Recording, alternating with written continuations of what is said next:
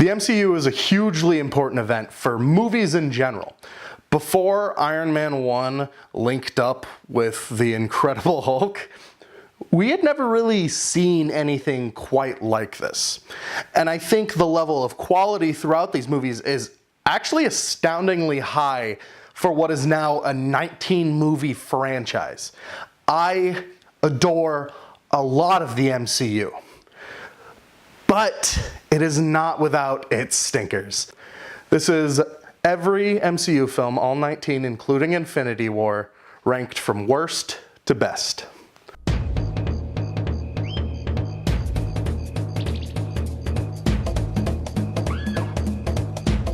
Starting with number 19, Ant-Man. Curveball. Yeah, I know, most of you are like, Thor the Dark World, Thor 1, Iron Man 2. No, it's Ant-Man. Ant-Man is garbage. It's not garbage, literally, obviously. It's just pretty bad. I think a lot of this movie's flaws aren't the people within its fault. That's to say, this isn't Michael Peña's fault, or this isn't Paul Rudd's fault. It's kind of Michael Douglas's fault, and it's definitely Evangeline Lilly's fault. But to blame them entirely is to ignore a whole lot of situations that led to this movie being less than it should have been. Originally, Edgar Wright was signed on to direct this movie, and when I heard about that, I lost my mind. I am a huge fan of Edgar Wright. Edgar Wright is, you know, he's one of the filmmakers that I look up to the most. He is so interesting and compelling no matter what he's filming, and I love that. And the fact that he wrote Ant-Man blew me away. I was so excited. I can't even explain to you how hyped I was. He released storyboards of these scenes, and I was so excited. And some of those scenes are still in the movie, but Edgar Wright wasn't directing them, so they kind of lack the energy that he would bring to them. I think the director who took over Ant-Man after Edgar Wright left is mainly to blame for Ant-Man's blandness. Peyton Reed does not equal Edgar Wright. He just doesn't know how to instill his shots with energy, and it takes away from a whole lot of scenes that I think could have been really cool and really interesting for the Marvel universe, but instead we're getting bland, flat shots of just tiny Paul Rudd, and that's not what I wanted, and I certainly don't think that's what anybody wanted. That's why we got Edgar Wright. That's why anybody would sign on Edgar Wright, is to instill energy into something that shouldn't have energy. And the remnants of Edgar Wright are felt throughout this movie because he wrote it. I think one scene of this movie still holds up. It's the Michael Peña talking through other people scene.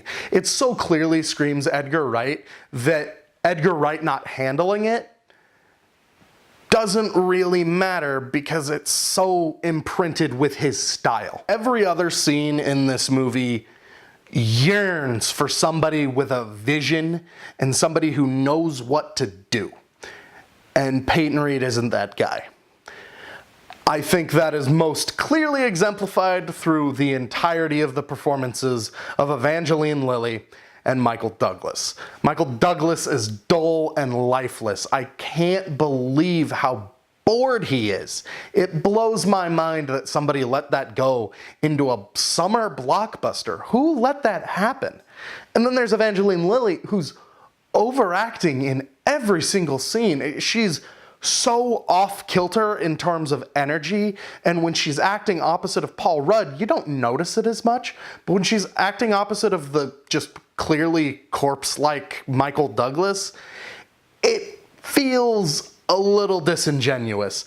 Every scene between her is just like Michael Douglas going, your mom shrunk real small, and then Evangeline Lilly is like, and then Michael Douglas is like, yeah, and she never came back. And then Evangeline Lilly is like,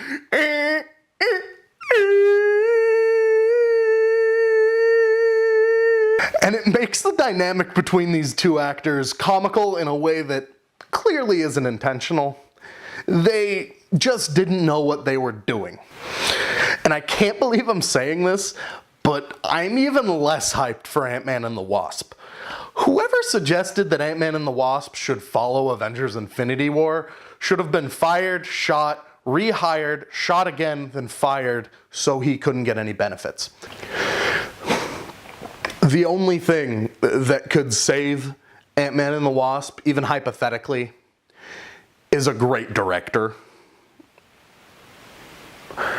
Daniel, who's directing Ant-Man and the Wasp? Peyton Reed.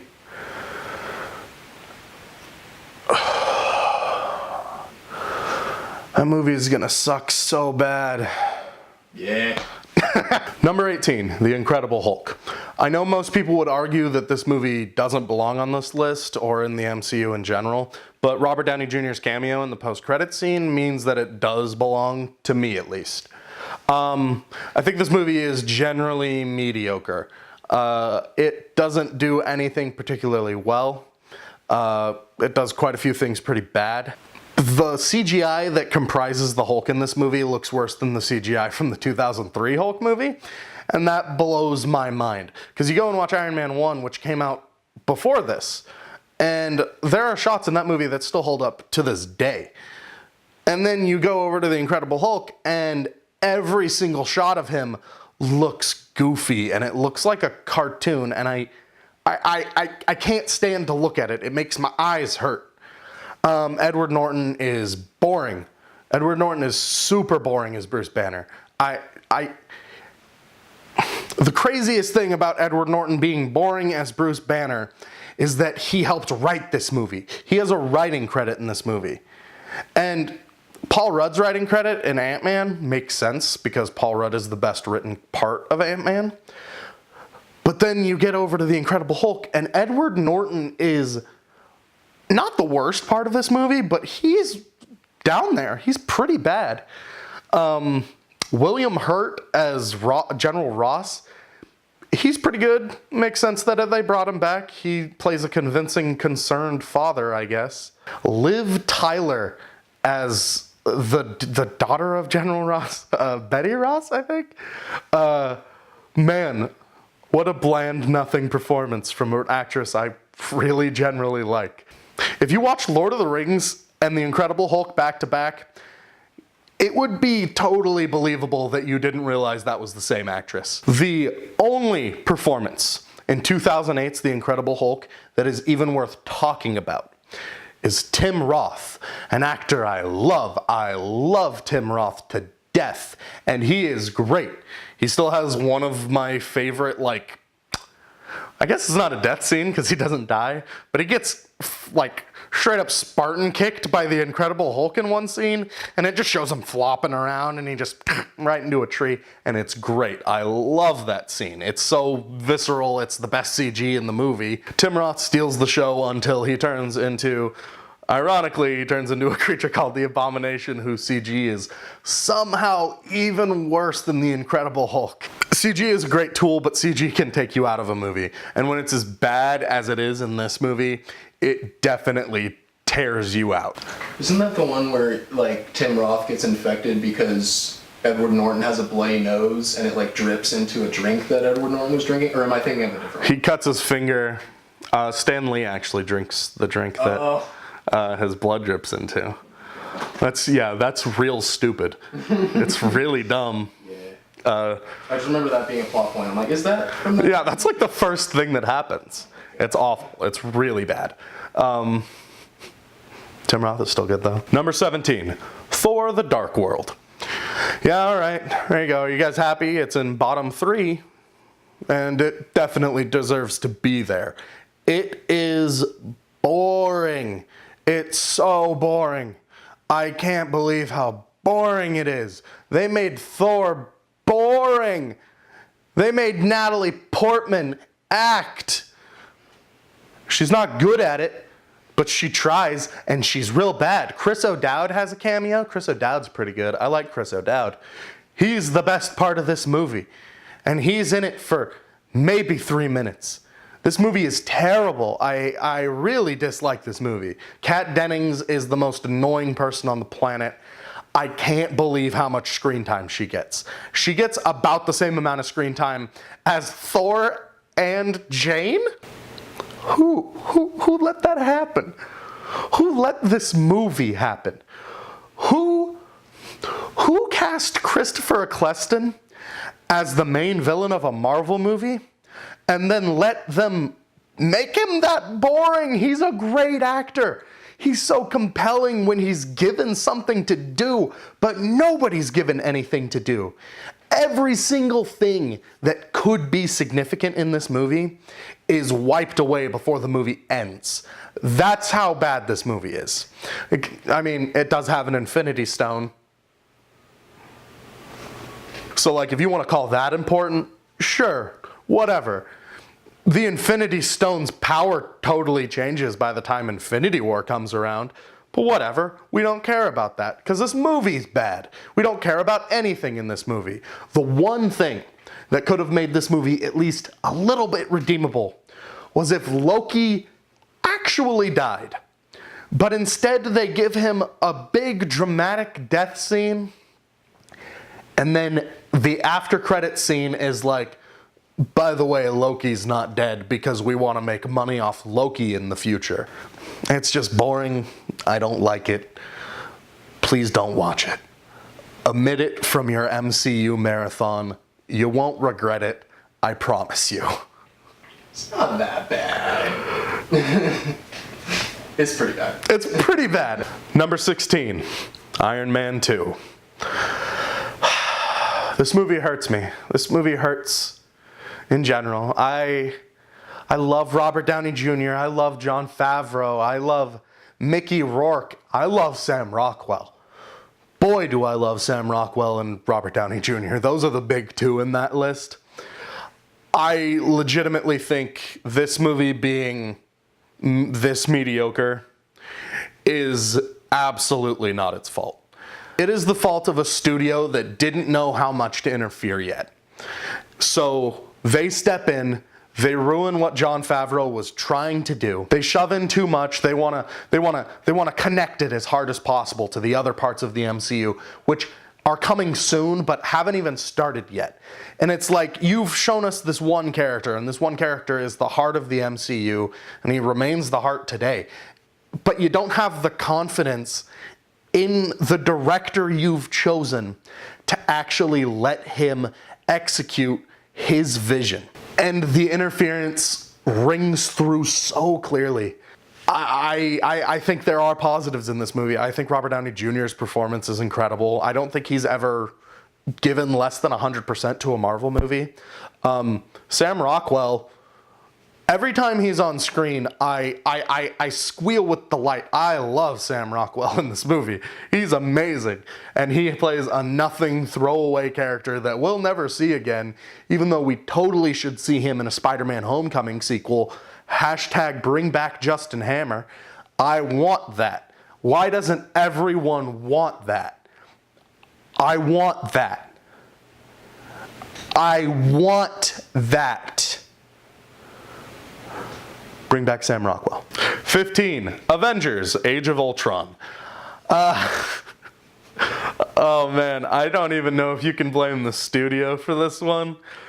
I think Joss Whedon just got a little carried away. He tries to put so much in this movie, and it ends up being an underdeveloped mess. It tries to set up Civil War, which is a fine thing to do. It didn't need to be in this movie at all. The scene where they're like chopping wood, and then at one point Chris Evans is like, angry statement, tears piece of wood in half, and it is the goofiest thing. And I remember in the previews I was like, that's so rad, and now I look back on it and I was like, that looks so stupid. I can't believe I was into it. Oh, I think Robert Downey Jr. is good in this. I think Chris Evans is good in this. I think basically all the main players outside of Ultron himself, they do a pretty good job. They introduce a love story between Black Widow and the Incredible Hulk in this movie, Bruce Banner, and it works. I didn't think it would work when I heard it was in there, but the only really, really good thing in this movie was them going, hey, Jarvis voice guy, you want to be like a full character? Paul Bettany is amazing. I love Paul Bettany. I'm so happy he got this role because I don't know if you guys have read, there's this interview with Paul Bettany, and it came out right after Age of Ultron, and he had just gotten out of the office of his agent, who had just told him, "You're never gonna be a big actor. You're never gonna get a huge role." And it's like, he was in the first 2 Iron Man movies, and he was in Avengers, but whatever. And then Avengers: Age of Ultron comes up, and he gets a main role in an MCU film, and I couldn't be happier for him. I love Paul Bettany. I don't love Aaron Taylor Johnson. And it certainly doesn't help that Aaron Taylor Johnson played Quicksilver a year after we got Quicksilver in X-Men Days of Future Past. X-Men Days of Future Past has Quicksilver absolutely stealing the show. Age of Ultron has Quicksilver dying before the movie's over and never really doing anything interesting or important. He saves Hawkeye. You'd have to convince me that that's important, I think. Also, he's not Magneto's son in this one. He's just like a Russian dude who got experimented on. And so is Scarlet Witch. And by the way, Elizabeth Olsen as Scarlet Witch. Elizabeth Olsen, I love you. I love you to death. I will never not love you. You're excellent. Thank you. Thank you for everything. Thank you for your face. I appreciate what you've brought to the world with your face. I also appreciate what you brought to this movie with your acting.